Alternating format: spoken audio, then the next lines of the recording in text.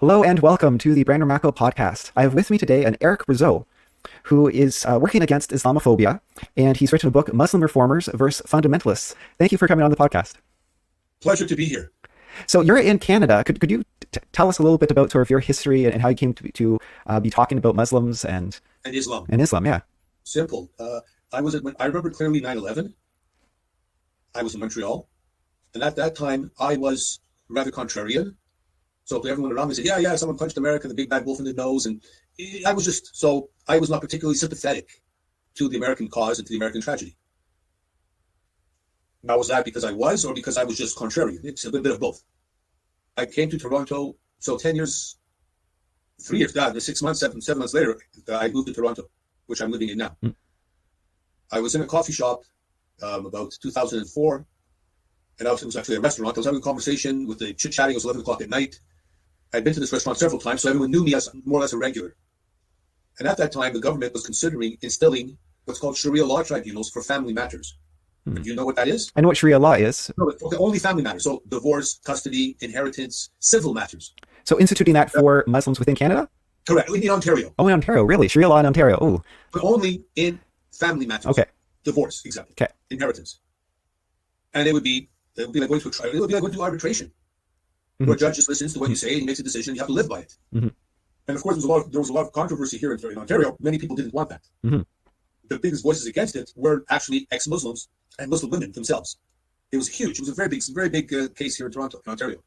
So I blurted out in the restaurant. Of course, nobody here wants Sharia law because dancing women, the burqa. Nobody wants Sharia law, and they all made it clear that yes, we are Muslims, and all Muslims do want Sharia law.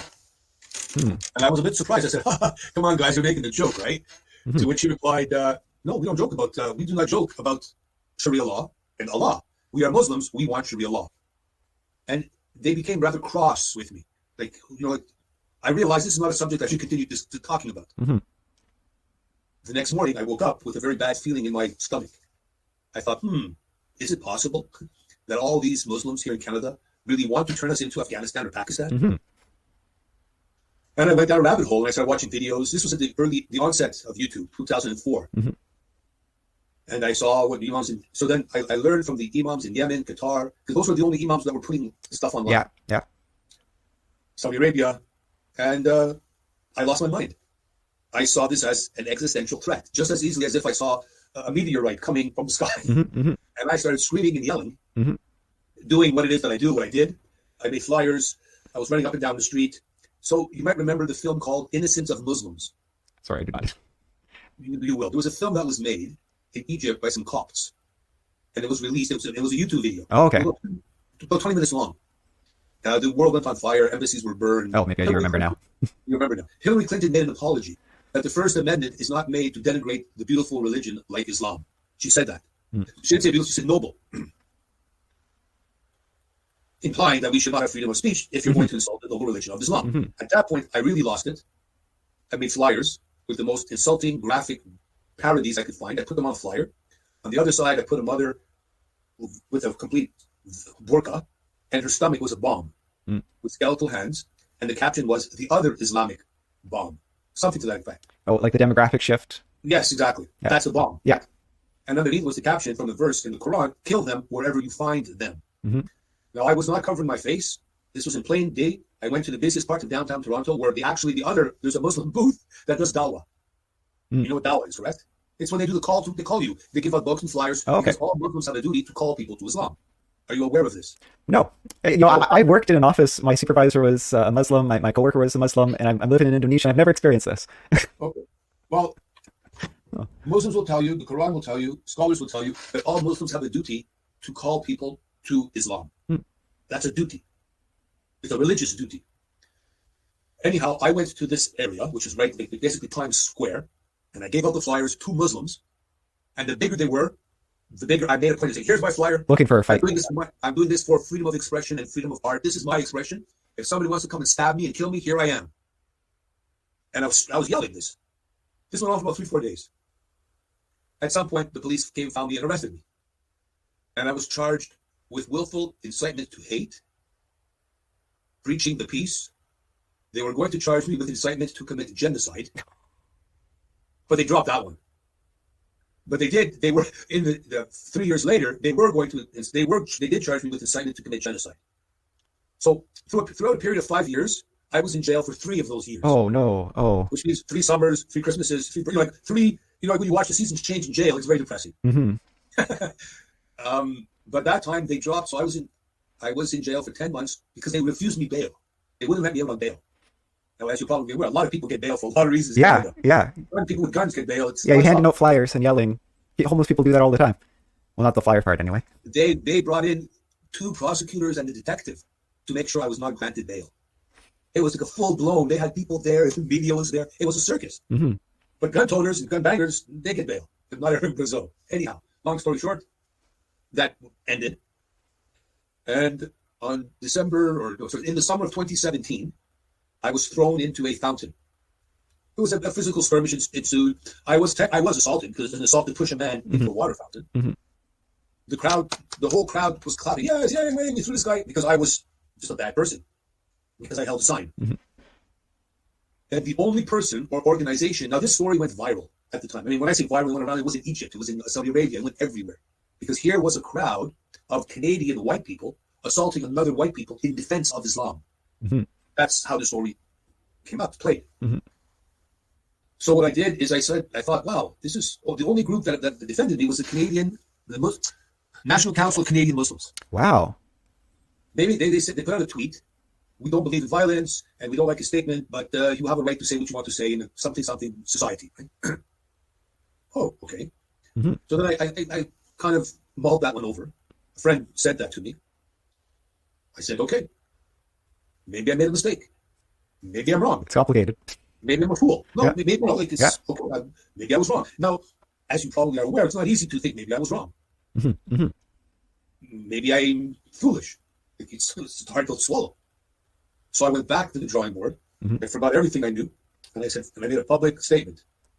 You can find it on my YouTube channel. And I made other statements prior to that one.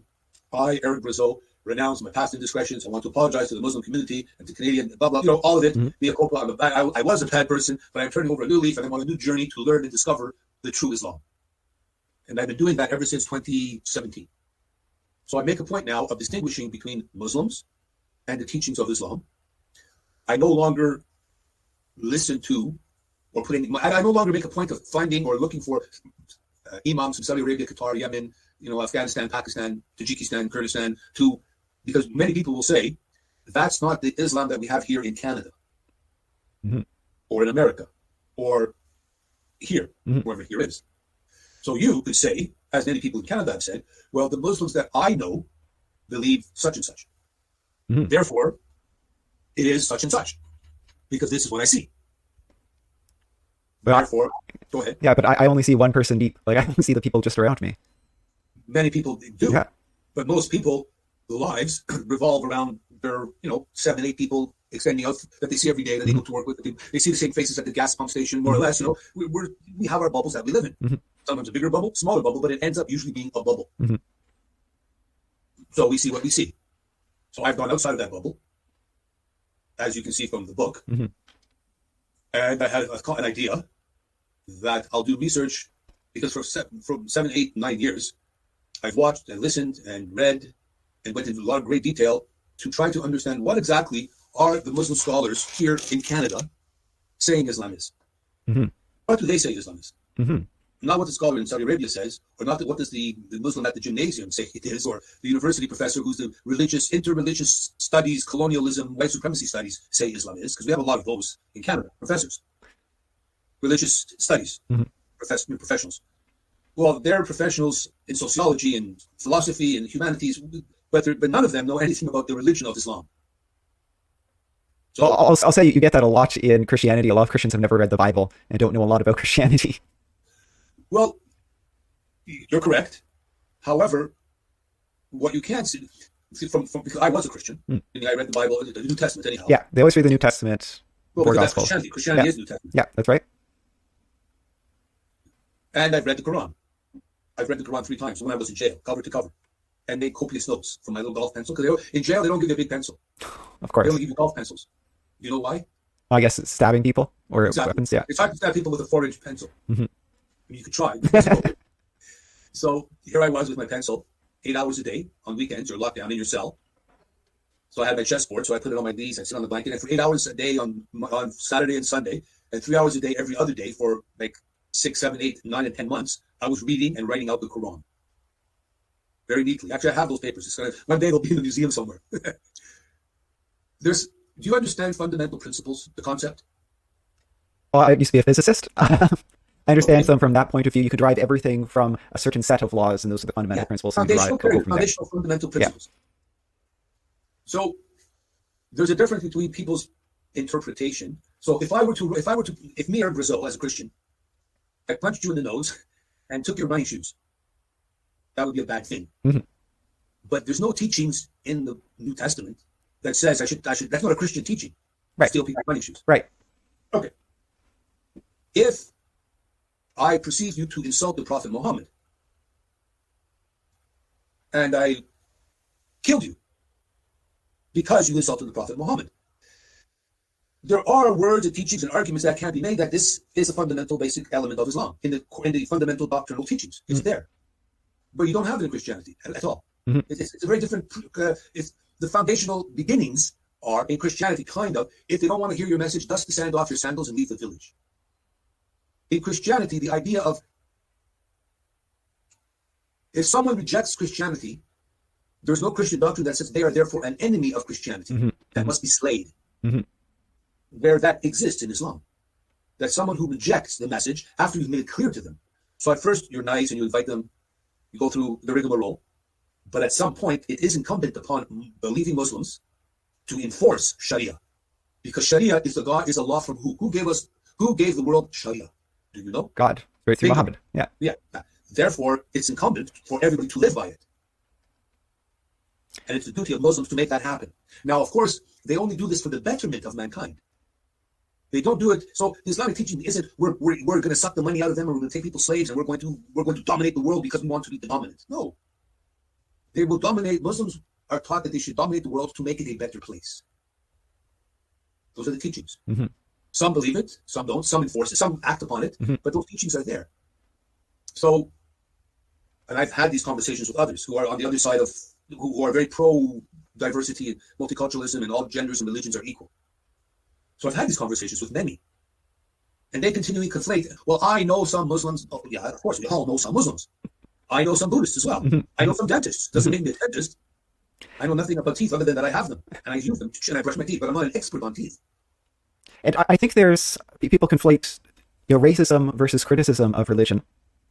And I think there's also this progressive, you're not allowed to have opinions or discuss religion. It's almost bad to discuss religion. People have swung so far one way in the political spectrum that one of the things I wanted to bring up was your opinion on, for example, the two-tier policing in the UK. They complain about the police avoid Muslims just to be poor immigrants, not necessarily. I have a strong opinion on that. I have an opinion on that. Now, it's not exactly two-tier policing. It could be seen as two-tier policing, but it's just inability. Nothing else they can do. And that's why you're waiting for me to say something more, but there's nothing more to say. It would be full on if they did to the other side that they're doing to the Tommy Robinson side. Let's just call it that. Yeah.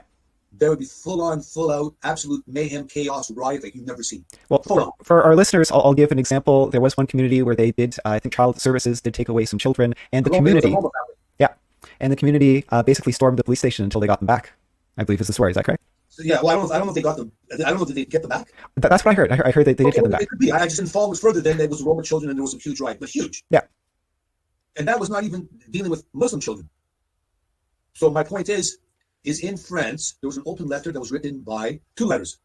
The last letter was written by active generals in the army, retired generals in the army, generals, colonels, retired, active, colonel, and we're talking high-level positions in the army, active and past, who said, if there is an uprising in what is called the banlieue. You know what the banlieue is? Banlieue, the region. The regions, yes. Yeah. Banlieue. If there is an uprising, and we know who lives in the uprisings, right? We cannot control it. We just can't. The generals were saying this. Wrote an open letter and signed their names to it. Like this is it's not an anonymous letter. That was the second letter. The point is you've never been to jail, correct? No. Can I assume that? Okay. So I have. Now, in jail, there is the rules of the jail. So would you believe it or not that in jail there's a rule that you're not allowed to fight? Fighting is not allowed. I would believe that rule makes sense. No violence is allowed. No stabbings are allowed. Right. Guess what? In the jail, there's lots of violence, regardless. Ultimately, society functions not because of laws. Does that make sense? Do you agree? Mm-hmm, mm-hmm. What makes society function? It's almost societal agreements between people. Our laws are just made up. Our money's made up too. We just agree on a piece of paper. Yeah. Well, but at some point it did work. The whole idea of money, because you can't barter a chicken across the to Vancouver. So how do I send a chicken to someone in Vancouver? Yeah. If I need their goods, right? So money is useful when it's real, when it has value. Yeah. Okay. But culture, our ethics as humans. So I do not rob, or I do not punch people because I'm worried I'm going to get caught by the police. Or else you'd punch people every time you thought you wouldn't get caught, you'd punch someone, right? Or do exactly. Or so can we say the laws are meant, the jails are meant, we're supposed to be only for a small minority. We were. I don't think as a society. I don't think as a society we were never under the impression that 20 and 30 or 10% of our population would live in jail. Mm-hmm. It was supposed to be for the 1 in 1,000 who's a bad person, right? Mm-hmm. But now that percentage is growing higher and higher. So we never assumed that we would have, in some cities in France and in England, it's 40%, 50%, 70% are Muslims. If they tell the police, you're not coming into our area, as is in France, mm-hmm. they just don't go into that area. Mm-hmm. So for a cop to go into certain areas in Paris right now, they need to go in with military equipment as like a military unit. It's almost like their own separate country within the country. Macron actually said exactly that. He said, was it 2 or 3 years ago, that there are areas of France that have seceded from France and become Muslim enclaves. Now, so when we talk, so back to two-tier policing, what could they do? Yeah. So they're just trying to keep a lid on it. They're trying to find a way to deal with this where they don't have to face certain realities, because these realities will be unpleasant. Mm-hmm. And I wondered if I could talk to you, because I think you probably have more insight than myself, because it's scary, as your younger self would attest, that these communities seems like separate communities, and war might erupt due to the battle between the religions. Think of Lebanon civil war in the 1975, I think it was, between Christians and Muslims. Mm-hmm. And a lot of people have a fear of this. And like, how can we avoid it? I have two things to say that you might not have heard of, because you haven't lived in Indonesia. But you might have heard that Poland, in the early migrant crisis, immigration crisis, obviously the countries were very critical of Poland for doing this, saying that they're very racist for doing so. Well, this particular story I'm thinking of is they found 12 imams who were preaching, don't follow the laws, only follow Sharia, we're going to form our own communities. And Poland just deported them, being like, no, anyone who says that you're going to form your own community, no, we're not going to kick out every Muslim, but you have to follow our rules. You're going to be part of Poland. You cannot preach insurrection. Right. And so I'm like, is that a good thing to do? I don't know. But before I get your answer for that, I want to sort of lay the groundwork of Indonesia. Okay. Because Indonesia seems like the Western dream of what living in a Muslim majority country. Isn't there a province called Aceh or something in Indonesia? Or is that Malaysia? Where they introduced? Okay, that's Malaysia, I think, not Indonesia. Well, Indonesia was founded fairly recently. There was just Independence Day. I think it's 60 years old, 70 years old. It's not that old. And it was founded on this concept of accepting others, because there were different villages, different islands, different religions, different beliefs, different customs, different languages. And so they came up with sort of a uniform language, which is the government Indonesian. In different cities, you'll encounter different languages in almost every city or different region. And this concept, you speak to an Indonesian, and they have they were brought up with a lot of pride about this. That the thought of enforcing your religious beliefs on someone else goes so against being Indonesian. They're like, no, I can't. I wouldn't be able to do that. Like that's sure. Not Indonesian. So even the Muslims, there was a survey done of Muslims for gay people, and they don't like gay people. They think it's wrong. It's bad. It's not good. Oh, should we make it illegal? Well, I don't know. If they're Muslim, they shouldn't be gay. But if they're Christian, okay. And I can buy. There's a bar in the ground floor of my apartment building. I can go buy bacon at the market, and have the Muslim supermarket person hand me the package of bacon. If I may, Brandon. Yeah. So, what are you getting at? Well, I'm getting at they're not enforcing Sharia law on others. Brandon, but then the question still is, are they Muslim? Just because. Yeah. I mean, there we go. Yeah. So in Canada, as you're probably aware, Yeah. if I identify as a woman, I'm a woman. But some people might say, no, you're still not a woman. So just because we identify me as a woman, I'm not a woman. So just because we identify the world as flat doesn't make it flat. Can we convince the Muslim world not to be Muslim? Well, see, again, this joke that you just made is, I guess I'll send you the ebook. If you send me your address, I'll send you the ebook. Flip through it. Zudi Jasser, who is one of the characters, that's a reformer. So there's Zudi Jasser, Irshad Manji. They represent the new modern, progressive, LGBTQ-friendly Islam.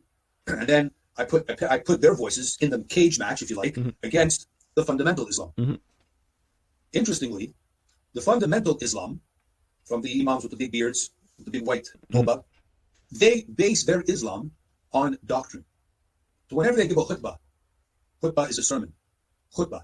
Whenever they give a khutbah or a fatwa, they will tell you, because of this verse in the Quran, because of this hadith from Abu Bakr, from Bukhari, from Abu Muslim, and you have the ijma from this scholar, from this doctrinal, and then you go back to the 13th century, we have this imam who said this, and they give you the doctrinal evidence from their why they're saying what they're saying. Whereas the nice Muslims, the reformer Muslims, they say, this is my Islam. This is the Islam that I grew up with. This is the Islam that my parents allowed me to live. Oh, okay. Which one do you think? Now, understanding, Muslims believe that the Quran is the literal word of Allah. Prophet Muhammad was his final messenger. They go so far as to tell you which foot you should and should not walk into the bathroom with. That's Sharia law. There's hadith about whether or not it's permissible to drink water while you're standing or sitting. Are you aware of that? No.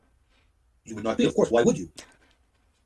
The Prophet Muhammad, and there's treaties, there's books written on this specific topic. Prophet Muhammad has, in some hadith, because the hadith are the sayings and the words of what he said. People say, oh, the Prophet said this. That becomes part of the doctrine. The Prophet Muhammad was seen drinking while he was standing.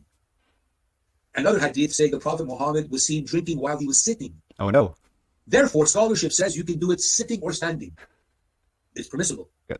And it goes on and on and on with all kinds of things of this nature. There's a whole treatise about the world of the spirits, and how if you eat food and you throw it away and you don't say a specific word, the evil spirits will come and eat that food on the bone. Or they'll use it for their animals, because the evil spirits don't have cars, they ride on animals. There's books and books on this stuff. They take this very seriously. So you go somewhere and you say, I don't believe in the jinn and the evil spirits. That in itself is close to blasphemy. People could start beating you for saying that. They don't, it's not, some places they take this very seriously. So in their minds, and they're brought up with, Islam teaches that, is that this world that we live in is really fake. This is the fake world. It's not real. You're not aware of that, are you? You see, as your eyes going from side to side. Yeah, it's what do you mean by fake? Like, can you elaborate? Well, simple. Everything that you do in this world is fake, and it's a rehearsal for the real world, which is the afterlife, which is paradise. Therefore, dying a shaheed or shaheeda in this world will guarantee you the highest position in paradise, the best place beside Allah, the Virgin. All that story, you've heard about the virgin stories and things that you've heard about the virgins in paradise, correct? Yeah. That's not a made-up story. That's not some fringe imams. No, that's in every mosque here in Canada, in the United States. They'll look at it and say, well, of course, brother. Paradise, virgins. Some have scholarship on this. Some say the virgins in paradise, according to Hadith, are self-perpetuating. So the hymen is repaired on a daily basis. Yeah, it might seem kind of silly, and to us it would be. But there are people who are willing to kill and die to make sure that this belief is not mocked. To make sure this belief is perpetuated. So, question to you would be, Brendan, if you're in a fight with a man who wants to die, or who is willing to die, and you're afraid, and you don't even want to get punched in the face because you have a party to go to, and you want to keep your nose nice and straight, who's going to win the fight? Obviously, they will. Good chance. Yeah. They have a big advantage because they don't care. Not caring if you die is an advantage in war. I have watched a video interviewing someone coming out of Palestine, and I think he grew up I think he wanted to be a doctor, and his parents were like, no, you're going to fight Israel. Like, don't worry about the future. You're just going to fight Israel. You're going to die. You're going to get virgins. Don't worry. However, something that we have to mention, and I've known this, but I forgot how important it is. When you die a shaheed, you get to, as well as the virgins and the wine, and you drink wine forever without getting drunk. That's one of the advantages. Yet, if they're not allowed to drink wine, well, oh, sorry, they're not allowed to get drunk. No, no alcohol. No alcohol. Alcohol is haram. But in paradise, you can drink unlimited alcohol without getting drunk. That's the beauty of paradise. That's why it's paradise, right? However, on the day of judgment, you get to intercede for 70 of your relatives. What does that mean? So if I'm a shaheed and I've done something, then now I'm in paradise, and you are my brother, but you're supposed to go to hell because you did something that's not good. I could say, "Whoa, Allah, that's my brother. Let him in." That's a good thing. That's good for you as a brother, correct? Because now you're not going to hell, so I'm a hero because I'm helping you get to heaven. But I can do this for 70 of my relatives. So in my story, or in the first I listened to, no wonder the father wanted the son to go die. That's part of course. That's why the whole clan really is happy when someone in their clan is a shaheed. Now, you would not know this. This information that we've just exchanged, you would not be aware of this because you see the people around you, the nice people who are, they are what they are. But this is a fundamental, what we just discussed right now is a fundamental element of Islam that's underlying children's lives from the age of 5 and 6 and 7. That's quite basic. So now the question becomes, how does this enrich or enhance or contribute to Western civilization? That's really ultimately what my book is about. Where will this, pardon? Yes. That's one of my questions is where we're going is a very negative path so far. Informative, but a negative path, war, battle. Right, but when you say the word negative, you see, I have made a point of always correcting the people that I speak to. When you say negative, we must make sure we realize I'm not saying negative. All I'm saying is we're going somewhere, and this is where we're going, because some people say that this is for the betterment of mankind. So, for example, you personally might not appreciate all musical instruments being smashed. However, Islam teaches that music is the call of Satan. Church bells are the call of Satan. So smashing musical instruments and breaking all the church bells is good. Yeah, work for God. It's what God wants. Because we want to be far away from Satan. Yeah. So is it good? Is it not good? Is it negative? Is it not negative? I'm not going to say one way or another. It's just the teachings. Yeah. Right. Because I've learned from the past, when you start making judgment calls, and the people don't like that so much. You ended up in jail. Pardon? You ended up in jail. Well, and you end up in jail when you start making pronouncements about what you think. Yeah. So now I no longer announce what I think, because what I think is rather insignificant. Yeah. I'm just some guy. Just a very informed guy. I'm a very informed guy, but no one's going to follow me.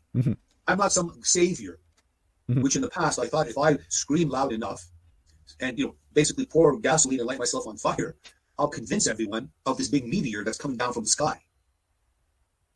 But nobody cares. The French teacher in Paris was beheaded for teaching his classroom. You remember that one, correct? Yeah. And around the same, that happened shortly before or after, I think, the bombing of the newspaper. No, that happened after. After. Charlie Hebdo happened first. Yeah. Then you had the Samuel Paty.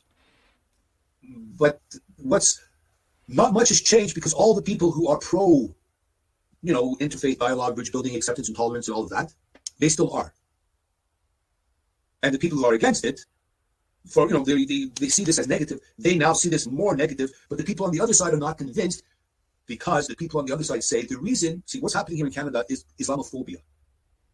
You've heard of Islamophobia, correct? Yeah. So basically, Muslims who end up here in Canada, like last week, 2 weeks ago, 3 months ago, it still happens, where they engage in jihad against the West, against Canada. They do this because Canadians are not loving and tolerant and accepting of Islam. So Muslims who turn to violent jihad are a symptom of Canadians' Islamophobia. Does that make sense? Do you understand what I said? So if we were more embracing, tolerant, and loving of Muslims, they would just not kill us. But the only reason they try to kill us, meaning Western civilization, is because Western civilization is responsible for ostracizing them by not loving them enough. So you have imams who say that in Canada, 9/11 is a tragedy for the Muslim community. Because 9/11 was traumatic for Muslim youth. Because Muslim youth were looked upon as Muslim terrorists. Because many people after 9/11 were afraid of Islam.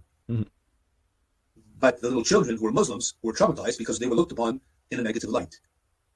Therefore, they then developed animosity towards Western peoples. And that hate brought them to do what people with hate do. So it's, in a sense, our fault. So in Canada, there's actually a woman called Amira Al-Gawabi. She is, for all intents and purposes, the Islamophobia czar. Her official title is Special Islamophobia Representative. What's she the representative of? Her job is to, and is this go to her website? I mean, you find it very clearly in my book, to quell and to alter Canadians' perception of Islam. Because in Canada, polls show, again, Dr. Zine did the studies. She's a doctor of Islamophobia at the University of Waterloo, Wilfrid Laurier. 50% of Canadians have a negative opinion of Islam. That's bad. So there's a person who gets paid maybe $200,000 a year, who has an office budget of $1 million a year, who has a federal budget of $360 million a year, to change Canadians' perception of Islam. That's her job. To convince Canadians that that to have a negative opinion of Islam is wrong. Think about that. Canadians are paying money to an organization to tell them that their opinions are wrong. Yeah. Policing thoughts, policing opinions. And they also use the word quell, to quell. Quell, quell negative opinions about Islam. So anyone who says, so if, and this is in the wording, I'm paraphrasing, but the wording's there. To associate Islam with terrorism is in itself Islamophobia. That's basically close to a hate crime. So if a Muslim blows up a bus, he is ergo, what is he? Well, people would call him a Muslim, and that would be a hate crime, a Muslim terrorist. So ergo, if he blows up a bus, he must not be a Muslim. Oh. He must not, because Islam's it says in the motion, Islam is a religion of peace. Oh, okay. Therefore, so you see where I'm going here. Okay, yeah. That does make sense, because I have noticed, I'm not in Canada, but I do follow news headlines every once in a while, and I have noticed, well, in UK news, it's been brought up that, when a Muslim does do something, let's say against a Jew, that they say, Toronto man does this instead Toronto of man, Asian man, yeah, something man. Yeah. Where it's frankly, it's okay to say Christian man or white man, yeah. white supremacist man, all this. Yeah. So you'll notice, so it's the words that they don't use and the words that they eliminate to spin a narrative. So recently, I noticed, remember with the pagers in Hezbollah, the pagers are blowing up the pagers. Yeah, very recently, yeah. So the news media, sometimes some of them cover it as Israel is blowing up pagers in Lebanon and indiscriminately attacking the Lebanese people. Well, maybe not exactly. That's a little dishonest. Yeah, it took 4 or 5 headlines before I saw who they were bombing. Yeah. And she eliminates the word Hezbollah, all of it. Not just Israelis are bombing Lebanese with pagers. So people will read that and say, oh, look at the bad Israelis. They're blowing up pagers in Lebanon. That in itself is misinformation. So you understand that all over the world, the EU or the Economic Union, everywhere, they keep constantly going on and on about misinformation and disinformation, correct? Well, but they are propagating it or almost enforcing it. Who decides what is misinformation and disinformation, right? So if I were to set up a case, so if I were to come to you and say, look, I don't have any money, you have money in your bank accounts, $10,000, it would only be fair if you gave me half of your money. That's what's fair. And we all agree that you should give me half of your money. But, Brandon, because I'm a fair guy, I'll only take 40%. And then somehow you're coerced. We can make you believe that that's a good deal. Yeah. Because instead of taking 50%, Brandon, I'm only taking 40%. Oh, thank you so much. But again, what's the underlying principle that we started with? Well, this case, the 50%. The 50% rate. So you needed to stop me right from the get-go. Yeah. So slowly we're compromising, making deals. Whereas right from the beginning, we should have accepted it. So go ahead, sorry. So yeah, we only have a couple minutes left. And I understand you need to be very diplomatic with your words, but you're sort of implying that we need to sort of almost stop fundamentalist people who are true Muslims or true followers of Islam before they get too much of a foothold almost in the West if we want to maintain our Western cohesive society that we envision anyway. Well, I would before we can do that, I would ask you, what is our society remaining? Churches are empty. Yeah. So can a culture survive without history, without heritage, and without religion? I don't think you can have a purely secular culture, because a secular culture means almost no values. No, what's the word I'm looking for? So, like whether I believed in Jesus or I did not, but there was something special about going to midnight mass. And The community gathers. Mhm. Even if you're gathering around the maypole or you're gathering around the solstice, the pagan gods of the Druids, you're still gathering. And there's something magical and mysterious about not understanding every minutia of life. That's kind of culture. That's art. And if you don't, art's not a mathematical formula. We like art because we like it, but we can't really explain why we like it, but we don't have to. That's why it's art. Poetry, music, love songs, heartbreak songs, all of the ups and downs of life. That comes from within our Judeo-Christian civilization. Mhm. Some people now believe and are under the impression that we can maintain our culture, but eliminate the Judeo-Christian part of it. I'm not so sure. That is up for debate. Well, it's a question. Yeah. So, as you know, as a physicist, nature hates a vacuum. Mhm. So if we create the vacuum, something's going to fill it. Well, right now it's the almost religion of progressiveness. But we are getting to a good place now. So I think that's why, to fill this vacant void, there's this sometimes maybe a religion of progressiveness, of almost obsession with race, environmentalism, maybe even Trumpism. On either side. On either side, hating Trump is its own religion. I have actually a social science research paper I'm writing right now on that topic because it feels like a religion. And but yes. your argument, or not argument, but an idea that I'm getting from you is that maybe fundamentalist Islam isn't so bad and could fill that void. Well, again, is it so bad? Depending on where you come down on the LGBTQ issue, I can guarantee you Islam is not LGBTQ friendly. So once Islam, like if you went to Afghanistan and Pakistan, you won't see a lot of LGBTQ nonsense. Or you won't see a lot of LGBTQ ideology. It doesn't exist. So if you're extremely on the right and you say, I don't want anything to do with homosexuality, I think they're perverts, etc., Islam agrees with that. So again, you heard that expression, the baby in the bathwater, right? You don't throw out the baby with the bathwater. So, but now the issue becomes, who decides which is the baby and which is the bathwater? What's more important to you? Mm-hmm. Ultimately, Islam is a very powerful force. You could say, especially today and in the past, the reason, and I've read books about Constantinople, the fall of Constantinople. You know what I'm talking about, yes? Mm-hmm. Okay. One Christian knight really could slaughter, because they were just throwing themselves at the walls. Right? They would just keep going and coming. Mm-hmm. So say you had, we'll use it back, say you've got 10 U.S. Navy berets or Green Berets, right? They got the machine guns, all of it, right? So if you had people just running up a hill to go and attack this fortress that's being manned by, 10 Army Beret guys, mm-hmm. SAS with machine guns, you could slaughter one soldier could slaughter 1,000 of them. But if this battle up that mountain keeps going on for days and days and hours, and eventually you will just be overwhelmed. Mm-hmm. Doesn't matter. So you'll run out of bullets at some point. Mm-hmm. Well, that's what happened in Constantinople. The knights, the walls, they repelled them for like there was a siege, a standoff. Then they went at the wall. They were getting slaughtered, but they just kept coming to the point where the soldiers and the knights didn't sleep for like 24 hours, and they were fighting for 24 hours straight. Because as we know, if you win, you win. If you lose, you win, because you go to paradise. So I might have just rambled. Did I just ramble? No, I thought it was really hammering home the point. In summarize a couple of points that we've touched on. And so the theme I'm getting from you is, we're nearing the end. I'm not going to ask all my questions. But I had some very specific questions about possible solutions.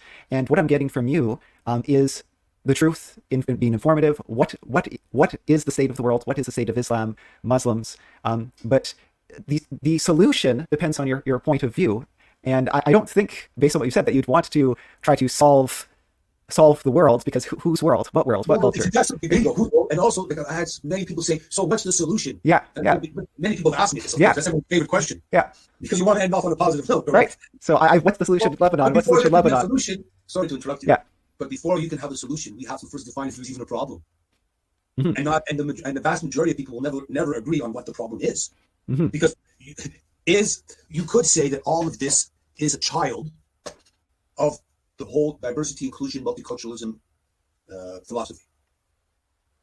Because it's a fact that when you have no Islam in your civilization, you have no misunderstanding Muslims in your civilization.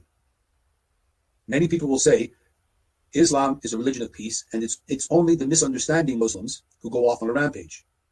Right, they have it backwards. Okay, pardon? They have it backwards. No, I'll accept that. Mm. Okay, let's go with that. So what they're saying in essence is, and I've come up with this mathematical formula, and you as a physicist will appreciate this. You know math, right? Yeah. Okay. So wherever you have some Muslims, you have some misunderstanding terrorist Muslims. Mhm. That's okay. Wherever you have more Muslims, you will have X, which is more Yeah. misunderstanding Muslims. You follow the math so far? Yeah. The ratio stays the same. Okay. Yeah. So wherever you have less Muslims, you will have Less. okay. You have less misunderstanding Muslims. Yeah. So if you want to have zero misunderstanding Muslims in your civilization, you must have Zero Muslims. okay. So there's no way around that. So when we say some Muslims are denied, my Muslim neighbors, and there's nice Muslims, yeah, could be, sure. I'm not going to argue against that. Yes. So then the question is, how many misunderstanding terrorist Muslims should we accept in our civilization for the benefits of having Muslims and Islam in our... Oh, it froze. Oh no, why? Are you frozen? You're frozen. We were frozen for a bit. Seems to be working again. Okay, did you hear what I said? No, please complete that sentence. Many people will say, because this formula that I've just come up with, Mhm. that I invented, called the ERIC. What's a way to name my formula? The Brazau. The Brazau theory. Okay, the Brazau theory. So some will say, yes, but I know some very nice Muslims. Everybody knows nice Muslims. Okay, then. If we accept that not all Muslims are terrorists, which I'll say they're not, Mhm. but we do agree some are, Mhm. and they're misunderstanding. Okay. So then the question becomes, what we need to decide is, as a civilization, what percentage and number of misunderstanding terrorists, attackers who blow up buses, should we accept for the benefits of having Muslims and Islam in our civilization? Mhm. Then the question becomes, if you eliminated all of the misunderstanding terrorist Muslims who blow up buses, Mhm. what is the benefit of Islam in our civilization? What was our civilization lacking 100 years ago when there were virtually no Muslims among us? Mhm. Can we have that question? Are we allowed to entertain that question? Now, until we can even entertain those questions, which you know you cannot, forget about solving any problem that you might think is a problem to begin with. Mhm. You can't even have that. Try having that very conversation somewhere with some people. Ask them. Yeah. That question. Saying it might be difficult. The thought police of the UK are going to extradite me. Yeah, they'll bring you back over. Correct. Yeah. So we need to be able to have those conversations, those questions. Mhm. For example, if I were to say, and the funny thing is, I listen to all kinds of lectures and talks by Muslim scholars, up-and-coming scholars, and they say some things that you have to agree with. They say, yeah, for sure. We talk about freedom of expression, correct? Mhm. We talked about that, and in the US as well, Mhm. in the UK. So the Muslims are saying, what the hell? What are these hypocrites? We want to ban insult to our religion. But they, the UK, will say, no, we have freedom of expression. But if you have freedom of expression, we know you cannot say there's no such thing as a gay gene. Mhm. You cannot say LGBTQ is nonsense. Mhm. So if you're not allowed to say that, which we know you're not, Mhm. why can we not have the same for our religion? Mhm. Which is a valid point. Mhm. Mhm. So often, as I'm listening to them talking, it really comes down to we as a civilization are, what's the word, incongruent. Is that what I'm looking for? Yeah. Incongruent in terms of our thinking. We don't make sense among our own selves, regardless Yeah. of Islam. Mhm. So until we get our own house in order, some sort of an order, Mhm. I mean, where are we going? How can we solve a problem? We're going, I mean, a man is a woman is a man. I mean, men can give birth. In the Canadian Armed Forces, our army is falling apart in Canada. It's in bad shape. We were number 4 in the world for a long time, Canada. We had the 4th largest Navy. We had like the 2nd or the 3rd largest Air Force in the world. We are now then using machine guns that don't have, for training soldiers. I just saw the documentary. They're missing, they don't have the right tank, they don't have shotgun, they don't have machine guns, they have like bad boots. It's like really decrepit. Yet they just spent, is it $36 million, I kid you not, to put tampon dispensers in the men's washrooms.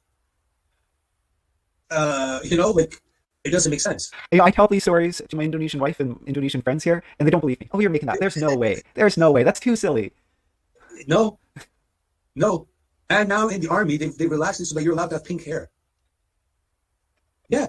There's now soldiers in the Canadian army with pink hair and an earring. Yeah.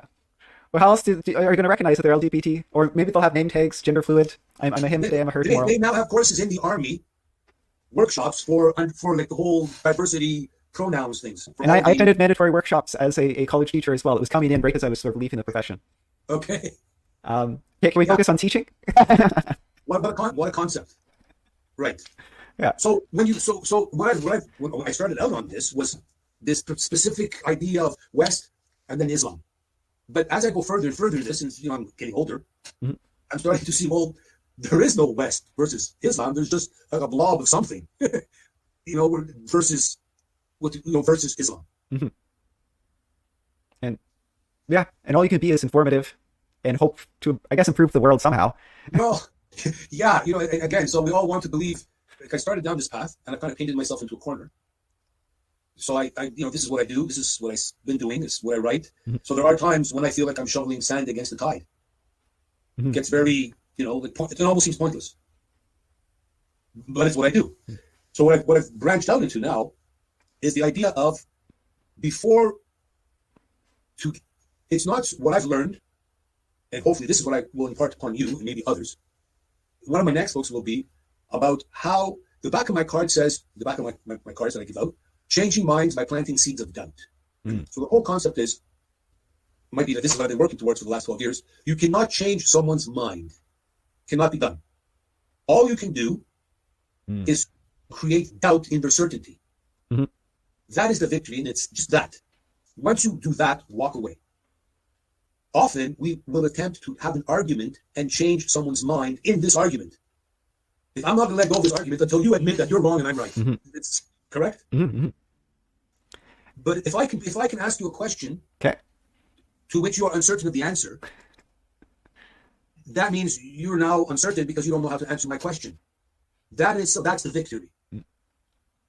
But if I want to ask you questions to the point of where I embarrass you and make you look foolish and show you how stupid you are and how smart I am, you're not going to allow that to happen, are you? You just won't.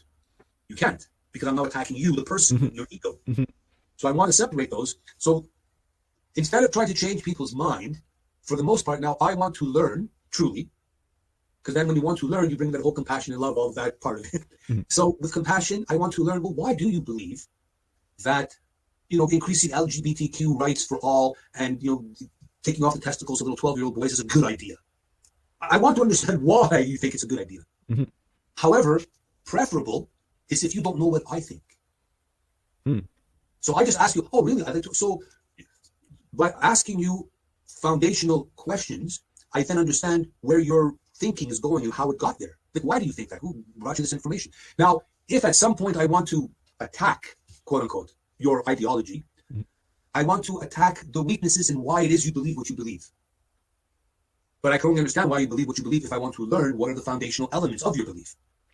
But I don't want to attack you that you're wrong. I don't want to attack the roof. I want to get to the foundation. Now, of course, we're going through it very quickly. There's ways, and it takes time, and there's a whole reason, a whole strategy of how to get there. But I cannot change your mind. Now, as I've written, if I am being totally honest, maybe it could happen that you will change my mind. I have to be open to that. But I can only be open to that if I am what? Confident in what it is that I believe. Because I've examined every which way from Sunday and why I believe, I understand it very clearly. You have to understand in order to articulate. Yeah. But as you probably know, many people believe what they believe. Why? I'm asking you now. Why do people believe what they believe? Because everyone else does, because they've heard it. Exactly. Yeah. Because it's about belonging to the tribe. Yeah. We need to belong to that group. And that becomes our religion in a sense. Our tribe, our community. So when you attack their belief, when you attack it and they perceive it as an attack, you are attacking me and my gang. And then all sorts of things happen. Human nature being what it is, we fight back. So now it's no longer about understanding and coming to a rational, reasonable conclusion. It becomes about defending my tribe against the attack from your tribe. So, and again, a very good example would be if we're deciding on what color our fire truck should be for the village. I want it to be, some people want it to be red and some people want it to be yellow. Now, both colors can work in a fire truck. So we can have arguments and debates about red with yellow stripes, whatever. But there might be another group that says, we don't want any fire trucks.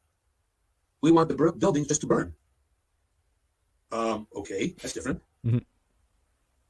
So what if in our society right now, we're having arguments about the color of the fire truck, but actually the people don't even want the fire truck. So we're having arguments with people about, yes, I think it should be an orange fire truck. And I know, well, but they don't even want a fire truck to begin with. So why are we spending our time arguing about the color of the fire truck? But first we have to find out, do you want a fire truck? Do you believe having a fire truck is a good idea? And we have to get them to say yes first, before we can discuss the color of the fire truck. But if they say, no, we don't want a fire truck, everything stops.